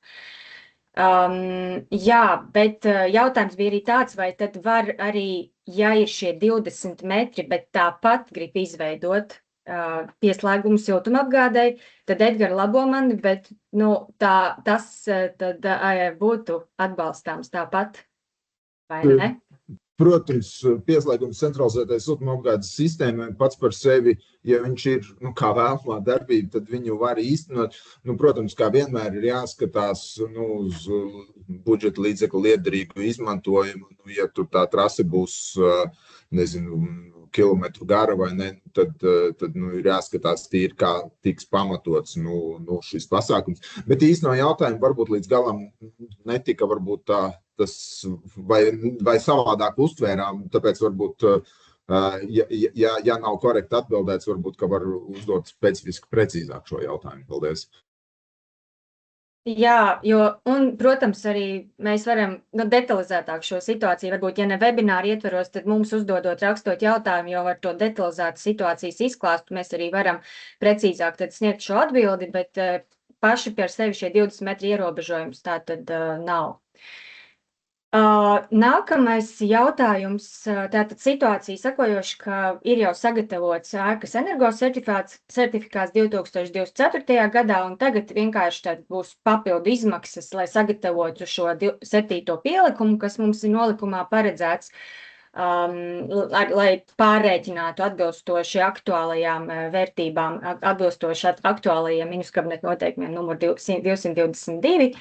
Tātad, vai šādas izmaksas būtu attiecināmas? Tātad pēc būtības, jā, šādas izmaksas ir attiecināmas, jo mums izmaksas ir attiecināmas no 2023. gada 1. janvāra. Un tātad ir minēts, kādi dokumenti nepieciešami, lai pamatotu šīs izmaksas. Sākotnēji projektu iesniedzot, protams, mēs vēl neprasam varbūt jau kaut kādus apmaksas rēķinus vai līgumus. Tomēr šajā gadījumā, tā kā jūs attiecināt izmaksas, kuras jau radušās, tad ir iespējams iesniegt tātad apmaksas rēķinus, līgumus par sadarbību un principā cita veida dokumentāciju, kas pierāda, ka šādi izmaksas ir veiktas. Jāņem, protams, vērā, ka ja pabeigtas darbības vai ir objekti, kas pieņemta eksploatācijā, tad šādas izmaksas nebūs attiecināmas. To, protams, ņemiet vērā, ka ne viss, ko jūs esat darījuši kopš 2023. gada, un ja ir pabeigts, tad tādas izmaksas iekļaut projekta iesniegumā nevar. Jā, un tālāk bija jautājums, ja ir daļēji izmaksas par energosertifikātu sagatavošanu, daļēji sektas no cita atbalsta avota, piemēram, Altuma granta, vai projektā drīkst iekļaut tikai faktiski nesekto izmaksu daļu. Un kā to pareizi norādīt projekta budžetā, lai nerasto dubultais finansējums, tad šeit ir arī obligāti šis 3. pielikums, ko arī Laura minēja par kumulāciju, ja, ka par šīm pašām izmaksām ir saņemts atbalsts citur, tur ir jānorāda arī atbalsta apmērs, intensitāte, un projektā ir jāiekļaut tikai tās izmaksas, ko jūs attiecinat uz projektu, uz mūsu projektu. Laura, varbūt tur kaut kas ir vēl papildināms par šo? Tā, vai tas jautājums vispār bija no VTMP sniedzēja? Ne, nav minēts. Jo kumulācijas jautājumi attiecas uz VTMP. Tā kā jautājums, kas tas ir, bet man liekas, ja tas ir, piemēram, tāpat nesaimnieces projekts, piemēram, tad viņš iesniedz par to daļu, pa kuru nav saņēmis neko, ja tas ir atbalstāms. Jā, jābūt skaidri nodalītiem, lai mēs saprotam, kuras izmaksas tad sedz Altuma un kuras izmaksas sedz šis pasākums. Jo nevar tiešām veidoties dubultais finansējums. Jā, tad praktiski tas ir iespējams, bet tad jābūt pēc iespējas redzamākam tam, cik ir saņemts citur šis atbalsts, jā, tad nodalītam konkrēti. Jā, tad vēl viens jautājums, kāda veida energosertifikācija izstrādājums un būs piemērots konkursam, ja ēkai ir pieejami tikai elektroenerģijas dati? Aprēķina vai faktisko datu certifikāta aprēķins vai nepareiza energosertifikāta izvēle var ietekmēt projekta iesniegumu virzību?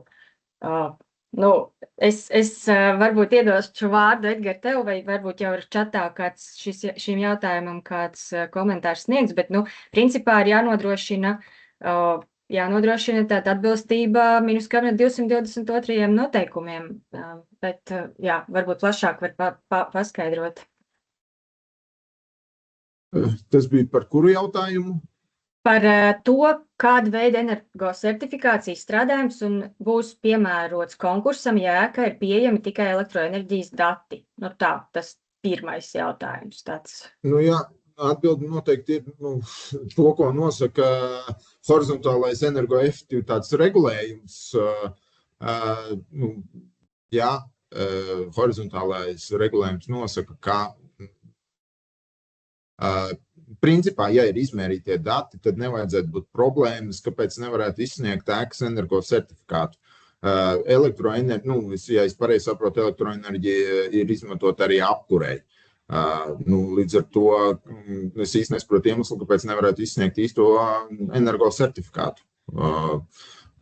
Līdz ar to principiāli vajadzētu būt, kad visām ēkām ir šie enerģijas uzskaite. Labi, kaut kādos gadījumos nav, bet tur mēs arī ļaujam šīs ēkas varbūt tā kā arī apvienot. Bet principiāli jau vajadzētu būt šai uzskaitai un nevajadzētu būt iemesliem, kāpēc nevarētu izstrādāt ēkas energosertifikātu.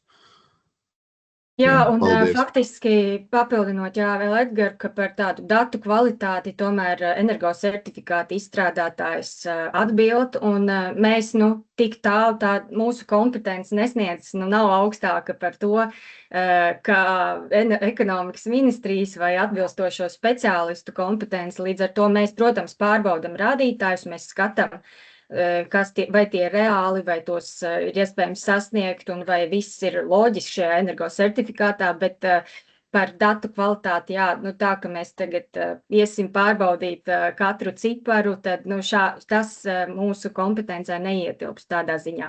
Tāpēc galvenais ir iesniegt ticamus, pārbaudāmus datus un balstīties uz realitāti, jā. Un plānot to, ka arī šie uzlabojumi tiks sasniegti pēc tam. Teiksim, nelikt kaut kādus nereālus datus. Jā, klausoties Lauru, tad radās jautājums, vai projekta pieteikumu var gatavot un iesniegt SIA Rīgas meži, par ēku Margarietes ielā 4 energoefektivitātes paaugstināšanai, kur plānots SIA Rīgas meža birojas un patvērtne. Tā, es varbūt atbildēšu tādu ātru atbildi. Es šobrīd gribēju pastīties, kā Rīgas mežiem vispār izskatās, bet es nevaru iedomāties, ka jums ir deleģējums veikt siltumapgādi, ūdensapgādi vai veselību. Visticamāk, jums nav šāda deleģējuma. Taču, varbūt jūs uzreiz varat pateikt jā vai nē. Droši vien, ka nav. Savukārt, tad jums ir divas citas opcijas. Kultūras iestāde vai tā kā nesaimnieciska. Bet jūs esat SIA, kas jau pats par sevi ir saimniecisks raksturs, bet, protams, tas neizstāsta, ka SIA var veikt kādas valsts deleģētas uzdevumus, kas ir pilnībā valsts apmaksāta. Bet es nezinu, vai jūs veicat šādus vai neveicat šādus uzdevumus. Bet kopumā administratīvā ēka nav nodalāma no tās saimnieciskās darbības, kas vispār tiek veikta. Tā kā, ja es redzu, ka jūs veicat nopietnu saimniecisko darbību, un vienkārši administratīvā ēka ir viena daļa no saimnieciskās darbības.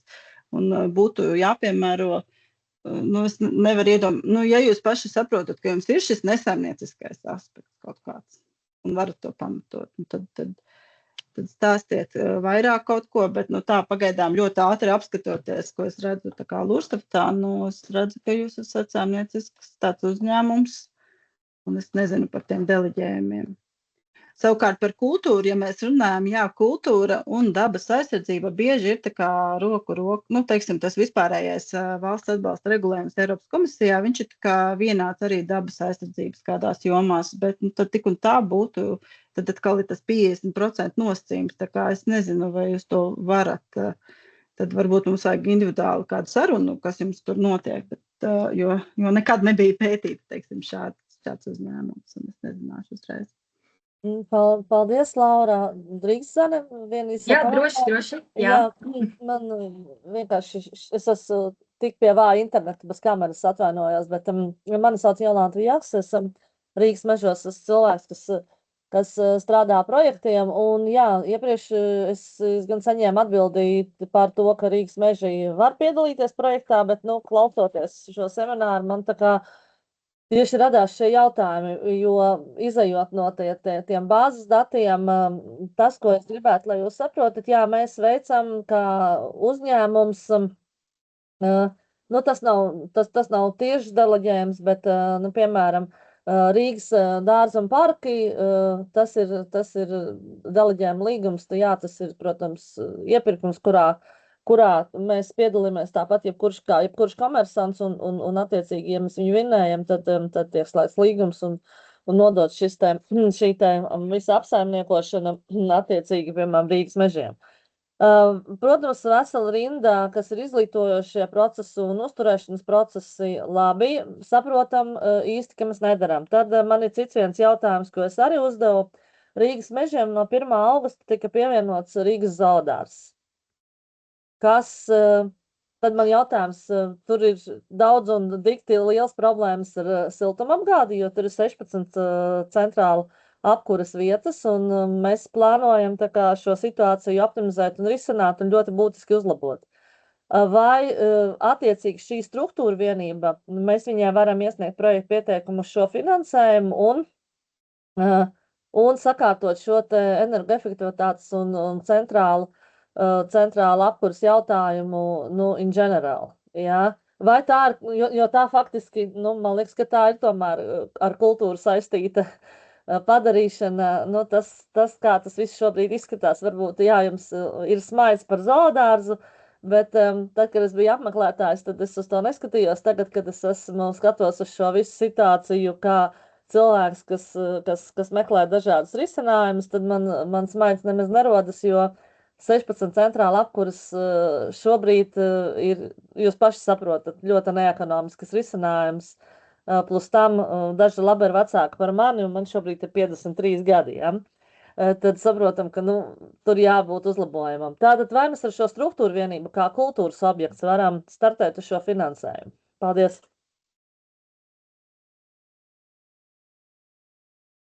Laura. Edgars, jā. Nē, es vienkārši, tas, ko es gribēju piebilst, Par funkcijām tur iespējams, ka vēl ir jāpārdomā, vai var attiecināt šo kultūras funkciju. Nu, es domāju, ka tur būtu nepieciešama varbūt rakstiska atbilde, ka to varbūt seminārā ne, bet tas, ko es vēl gribēju uzsvērt, šis ir ēku energoefektivitātes pasākums, un noteikti vajadzētu izvērtēt tīri apkurus katlus. Tāpat programmā nevarēs nomainīt, jo ir arī izmaksu ierobežojums apkuras katliem. Respektīvi, siltumapgādes infrastruktūrai 30% no attiecināmajām izmaksām, respektīvi, bez ēka energoefektivitātes arī nevarēs tā kā kvalificēties. Tā kā tīri, lai gan tā ir attiecināmā izmaksa un atbalstāmā darbība, ir jāpaskatās tad tieši, ko varbūt no zooloģiskā dārza grib. Un mēs paskatīsimies, kā šo var traktēt.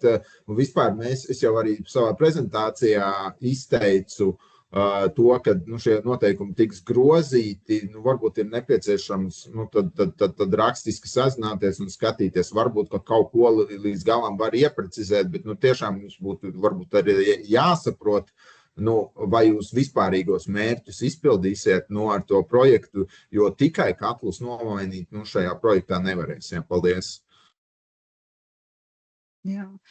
Es vēl varu piebilst, ka vakar to jautājumu mēs saņēmām un papētījām budžetu, bet arī tur īsti tie kultūras nosacījumi neizskatās, ka izpildās. Lai gan publiskie dati bija par zooloģisko dārzu, kā kopēji gan Rīgas, gan Kurzemes nodaļu. Iespējams, mēs tur varētu skatīties tikai Rīgas, un tur ir kādas nelielas nianses, bet tā viņi bija tomēr nedaudz pār tiem 50% nosacījumiem, kas ir kultūras institūcijā. Tā kā tur vairāki aspekti, kas ir, ko papētīsim. Jā, Jolanta arī piebilda, ka nav plāns tikai tos siltumapgādes katlus, bet ir vienkārši arī energoefektivitātes pasākumi paredzēti Rīgas zoo. Tāpēc, bet jebkurā gadījumā šis ir tāds komplicēts gadījums, kur no visām pusēm var skatīties un atrast kaut ko, tāpēc noteikti par šo sazināmies. Vairākus aspektus iezīmējām, bet noteikti tad iztirzāsim un sniegsim atbildi, tad, kā tad īsti ir. Tālāk pār siltumsūkņiem. Ja gadījumā ēkai ir jau centralizētā siltumapgāde, bet ir iespējams samazināt papildus sega emisijas, izmantojot siltumsūkņa tehnoloģiju pavasara un rudens laikos. Vai tomēr CSA tiks piešķirta augstāka prioritāte? Vai siltumsūkņa tehnoloģijas izmantošana šajā gadījumā vispār var tikt attiecināta projekta iesniegumā? Tātad projektā vispār, respektīvi jau ir centralizētā siltumapgāde, bet, lai vēl samazinātu papildus sega emisijas, tātad, lai būtu mazākas, plānots siltumsūknis. Un vai šāds gadījums būtu atbalstāms? Tad projektā attiecināma siltumsūkņa uzstādīšana. Varbūt Edgars var pakomentēt šo. Vispārīgi 293 apakšpunkts paredz, kad projekta īstenošanas rezultātā netiek atslēgta no efektīvas centralizētās siltumapgādes sistēmas, ēka netiek atslēgta. Tas ir vispārīgais nosacījums, kas tā kā nedrīkst izpildīties. Šajā gadījumā mēs runājam par kaut kādu konkrētu daļu no patēriņa, kas šeit es arī tomēr domāju, ka mums ir jāatbild rakstiski, vai var nosacīt ēkas daļu, jo mums arī gatavojot noteikumu projektu, bija stingrs uzstādījums no Latvijas siltumapgādes uzņēmumu asociācijas, kad viņi stingri neatbalstīja tādas investīcijas, kas tā kā paredzētu atslēgšanos no esošiem pieslēgumiem. Tā kā šis ir tomēr tāds gadījums, kas varbūt nav līdz galam anotācijā aprakstīts, mēs paskatīsimies, cik precīzi, kas ir aprakstīts un cik tālu mēs vispār varam saprast to, jo tā vispārīgi energoefektivitātes nolūkā, ja tur ir iespējams ietaupījums, droši vien, ka tas būtu vēlams kā pasākums. Jautājums ir tieši par 29.3 apakšpunktu korektu piemērošanu. Paldies! Jā, tā doma, es saprotu pēc apraksta, ka tomēr nav plānots atslēgties, ir kā papildinoši tieši pavasaros, pēc tam, kad jau ir atslēgta siltumapgāde, papildinoši izmantot pašu to siltumsūkni. Bet tiešām tad šobrīd, jā, šī atbilde vispārīgi, jā, pieļaujams, bet atbildēsim plašāk noteikti. Jā, vēl viens jautājums, vai tātad nacionālais NMPD, tas ir Nacionālais neatliekamās medicīniskās palīdzības dienests, jā, vai sniedz VTNP? Laura, tu man labo, bet tā ir valsts pārvaldes funkcija, kas netiek arī traktēta kā saimnieciskā darbība. Bet Laura varbūt kaut kur pazudusi. Jā, ir. Jā. Neatliekamās medicīniskās palīdzības dienests vai arī sniedz VTNP. Mikrofonu. Jā, neatliekamās medicīniskās palīdzības dienests ir šī valsts funkcija deleģēta sniegt un arī citos samos, kur viņi pretendē uz atbalstu, nekad nav bijis VTNP iesaistīts. Bet ir, protams, NMPD, ka var sniegt kaut kādas nelielā apmērā tos maksas pakalpojumus, bet vismaz iepriekšējos projektos mēs sapratām, ka tas tā kā nav tieši ēkās, bet tā, laikam, saistīts ar automašīnām. Tā kā kopumā NMPD ir deleģēts valsts uzdevums sniegt šo neatliekamo palīdzību. Tā kā tā var atrasties ēkā, un tad ir pielīdzinām šeit nesaimnieciskajai darbībai. Paldies.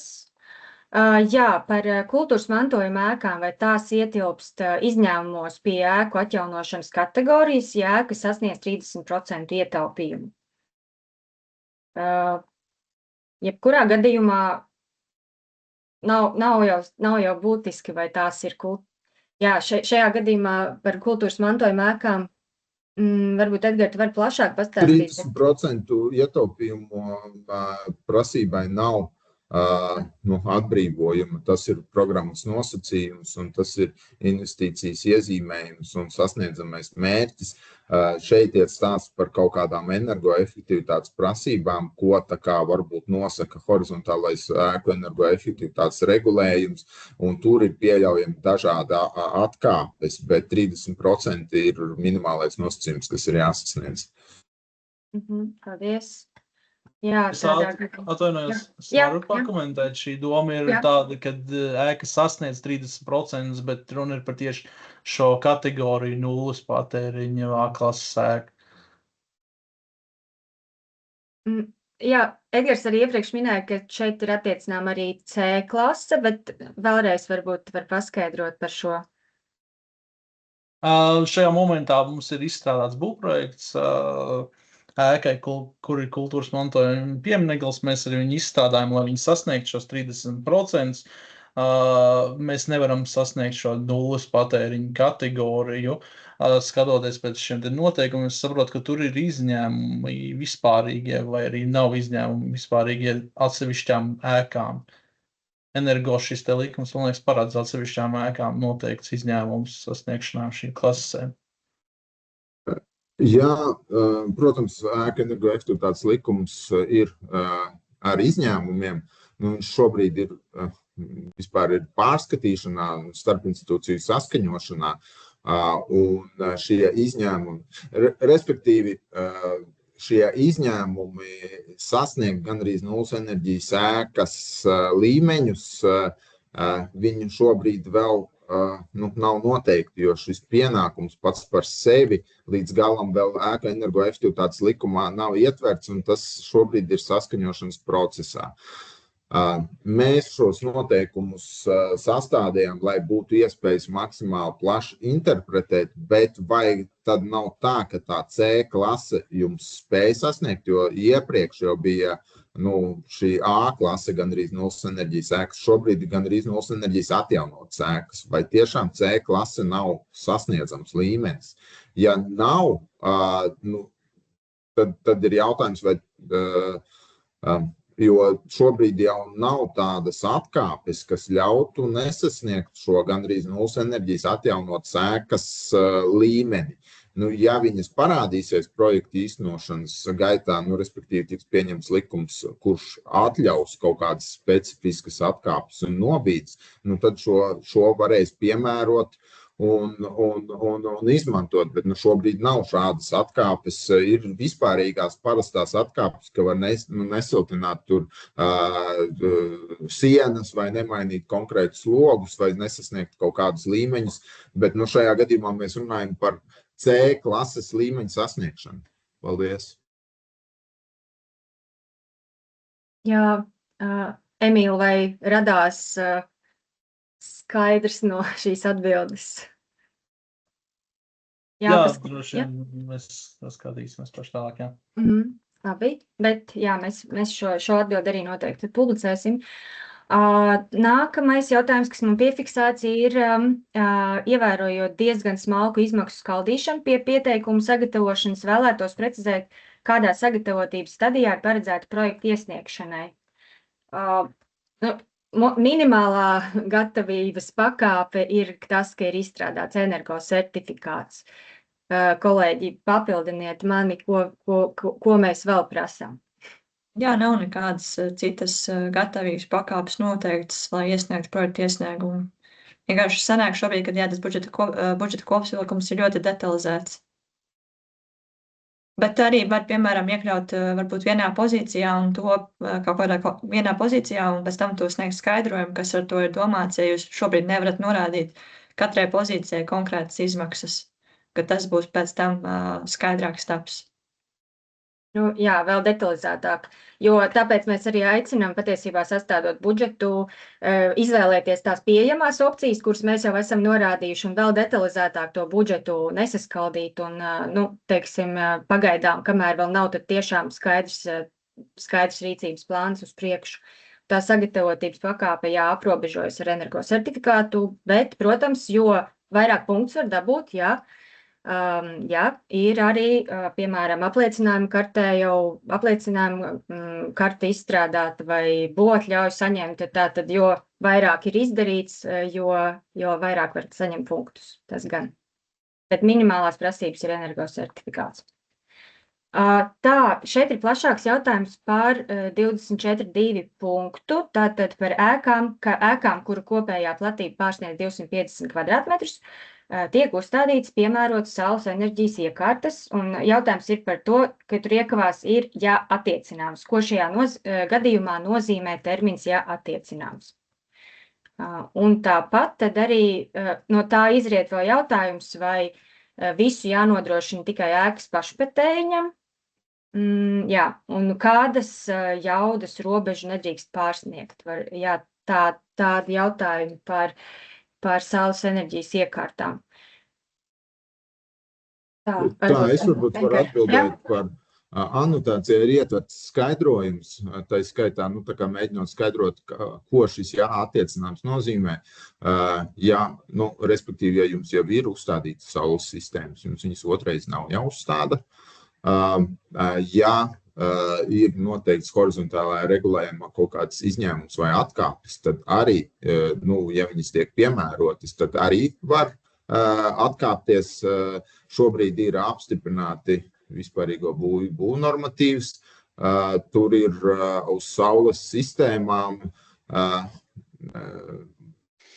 vajadzētu būt prasības, un ja tur ir kaut kādas izņēmumi vai atkāpes, tad tās var piemērot.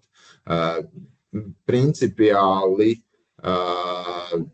citu gadījumu īsti, kad, arī anotācijā vēl bija pierakstīts arī tehniski, nav iespējams uzstādīt. Apskatieties anotāciju, tur ir diezgan precīzi aprakstīts, kas ir tie iespējamās atkāpes, kad šai ēkai nav jāuzstāda šīs saules sistēmas. Tā otra daļa bija par pašpatēriņiem. Pašpatēriņi, jāskatās, ir atkal no ēkas energosertifikāts novērtējuma robežas 100% apmērā. Tas ir programmas nosacījums. Pašpatēriņi neplāno lielāku par 100%. Tā kā pilna gada griezumā. Tas, ka tur kaut kādos mēnešos tiek anotācijā arī ir aprakstīts, ka šī vērtība ir gada griezumā. Tas anotācijā diezgan sīki un detalizēti ir aprakstīts, ar ko ir saprotams pašpatēriņš un kurā gadījumā viņš tiek pārsniegts. Paldies! Jā, un pašpatēriņš tad atgādināja man vēlreiz, ka ir 100% apmērā jānodrošina, tāpēc jāplāno tā, lai visi uzstādītie saules paneļi tad tiešām arī 100% tiktu izmantot tikai konkrētās ēkas vajadzībām. Jā, nākamais jautājums papildinošs bija tātad par to, vēl mēs runājām iepriekšā par to, ka energosertifikātā ir dati tikai par elektroenerģiju, bet par apkurē tika izmantota malka, bet dati tad ir saglabāti tikai par elektrību, par elektropatēriņu, tad sanāk, ka kaut kādiem aptuveniem datiem jau par, teiksim, apkurināmā patēriņu jau teorētiski vajadzētu būt. Ēka taču tika apkurināta. Jā, tāpēc tas ir atkarīgs no energosertifikāta sastādītāja vai kādus datus tad izmantoš speciālists. Jā, nākamais jautājums. Ēkai ir sagatavots energosertifikāts 2025. gada 11. decembrī.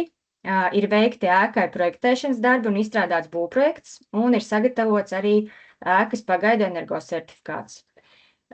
Vai šajā gadījumā ir nepieciešams neatkarīgi eksperti sagatavots pamatojums vai pievienots nolikuma 7. pielikums? Tātad projektēšanas darbi izstrādāts būvprojekts un pagaidu energosertifikāts. Manuprāt, ir pamatojums ir sniegts. Šajā gadījumā, ja tas neko neietekmē, ja varbūt 7. pielikums vairāk ir paredzēts tādās situācijās, ja mainās kaut kādi rādītāji mainās un jums jāpierāda atbilstība aktuālajiem MK noteikumiem, bet ja viss ir spēkā esošs un jau izstrādāts, tad, bet Edgar, lūdzu papildini, paskaidro plašāk lūdzu. Tas ir saistīts ar primārās enerģijas faktoriem un to izmaiņām. Tas, kas ir jāņem vērā, ka atlasē projekti tiks salīdzināti atbilstoši šobrīd uz atlases izsludināšanas dienas spēkā esošā regulējuma, tā kā primārās enerģijas faktoriem. Līdz ar to gadījumā, mainoties regulējumam, šajā energosertifikātā, kas bija 11. decembrī, ir citi faktori izmantoti, tad ir nepieciešams šis pārēķins. Viņš var būt vai CFLA, sagatavotās veidnes tā kā formā, vai tas ir neatkarīga eksperta, kā viņš uzskata, kā šis pārēķins, bet projekti tiks salīdzināti atbilstoši atlases izsludināšanas dienā spēkā esošajiem primārās enerģijas faktoriem. Tas vairāk ir tiešām attiecināms uz elektroenerģijas faktoriem, kam tur bija būtiskas izmaiņas. Jautājums ir par to, vai ar pasākumiem tiks sasniegts ietaupījums elektroenerģijas patēriņā, tad tas arī nozīmēs to, vai būs lielāks vai mazāks šis ietaupījums. Paldies! Labdien, es drīkstu iespraukties, jo jautājums arī tieši par šo tik viens izlaists par to, ka esošā situācijā mēs kā energoauditori nemaz nevaram reģistrēt šos te pareizos faktorus, jo mēs reģistrējot BISā energosertifikātu, mēs šos faktorus neizvēlamies, tie automātiski jau iet iekšā. Un BISā šīs izmaiņas vēl nav veiktas, līdz ar to mēs pagaidām vēl nemaz nevaram fiziski piereģistrēt par tādu energosertifikātu, kā paredz MK 222 noteikumu grozījumi. Tā kā tas arī droši vien jāvaktē līdz energoauditoriem, kad būs BISā šīs izmaiņas veiktas. Un, ja viņi neveiks laicīgi, tad droši vien tas 7. pielikums ir jāaizpilda. Bet es lūgtu CEF, lai arī tad ņemt vērā to, ka energosertifikāts var atšķirties no tā 7. pielikuma. Skaitļi energosertifikātā var atšķirties no 7. pielikuma, jo pagaidām, jāsaka, fiziski mēs nevaram pareizi reģistrēt energosertifikātus. Paldies! Jā, paldies mēs. Jā, Edgar, jā. Es vienkārši gribēju saprast, Būvniecības valsts kontrolas birojas mums tā kā sniedz informāciju, runājot par vēsturiskajiem certifikātiem, ka viņiem ir iespējams pievienot pielikumu, nemainot, respektīvi, pašā energo certifikātā datus, vienkārši pievienot pielikumu. Un tad es vienkārši gribēju pārliecināties, vai tā tiešām tad ir. Vai ir iespējams vēsturiskajiem certifikātiem. Es saprotu, ka tā problēma ir saistīta ar jaunajiem certifikātiem, kuriem tad neļauj izsniegt pareizi šo certifikātu. Pareizi sapratu? Nē, pielikumus mēs varam visiem certifikātiem pielikt. Vienkārši ir tā, ka tas pats energo certifikāts, tur tās pirmās lapas, tās uzģenerē BIS. BVKB tur tā sistēma, un to mēs nevaram uztaisīt tādu, lai atbilstu esošiem MK 222 noteikumu regulējumiem. Bet mēs varam, pievienot pielikumu energo certifikātam, gan esošam, gan jaunam, bet tur lūdzu ņemt vērā to, ka tas, ko uzģenerē BIS, tie skaitļi var atšķirties no tā, kas ir pielikumā energo certifikātam skaitļi. Jo mēs fiziski tur joprojām, es tagad skatos, tur stāv, CO2 emisijas faktors ir 109 grami uz kilovatstundu, kaut gan jaunajos MK noteikumos mums jau ir 96 grami uz kilovatstundu. Un tie ir tie skaļi, ko mēs nevaram mainīt, kas defaultā tur parādās bez maiņas iespējām. Tā kā tāda nianse, ka savstarpējā tie dokumenti, kas tiks iesniegti energosertifikātā, pats energosertifikāts un viņa pielikumi var saturēt dažādus skaitļus, pagaidām tas vēl nav izdarīts. Es pieļauju, ka viņi to updateos, tos defaultos skaitļus, tad viss būs ok, bet pagaidām vienkārši ir tā, kā ir. Jā, paldies par šo informāciju. Tieši ar tādu mērķi arī, ņemot vērā, ka ir šis tāds pārējais laiks vēl, ka starp grozījumiem 222. noteikumu un mūsu atlasi, ka viss vienā laikā vēl notiek. Tāpēc arī ir šis 7. pielikums, kas tieši izlīdz šādās situācijās, un mēs tieši ņemsim vērā 7. pielikuma datus, ņemot vērā tieši to, ka ir šis pārējais tāds periods. Lūk, arī bija jautājums, kad šie grozījumi kad šos plānojas pieņemt ministru kabineta noteikumiem numur 222, un atbilde ir, ka grozījumi jau ir veikti 19. jūnijā šī gada, tāpēc arī tā sakrīt, ka mūsu atlase izsludināta pēc šiem noteikumiem, bet, kā redzam, vēl ne visas sistēmas ir reaģējuši, un ne visi vēl ir reaģējuši uz šiem grozījumiem. Ja es nekļūdos, jūs gan mani labojiet, varbūt vēl kādi jautājumi, it kā izgājām cauri, bet, protams, plašāk jautājumu atbildes sniegsim, tātad gan jautājumus piefiksēsim, gan atbildes mūsu jautājumu atbilžu failiņā, noteikti pasekojiet, paskatiet mūsu mājaslapā, CFLA mājaslapā.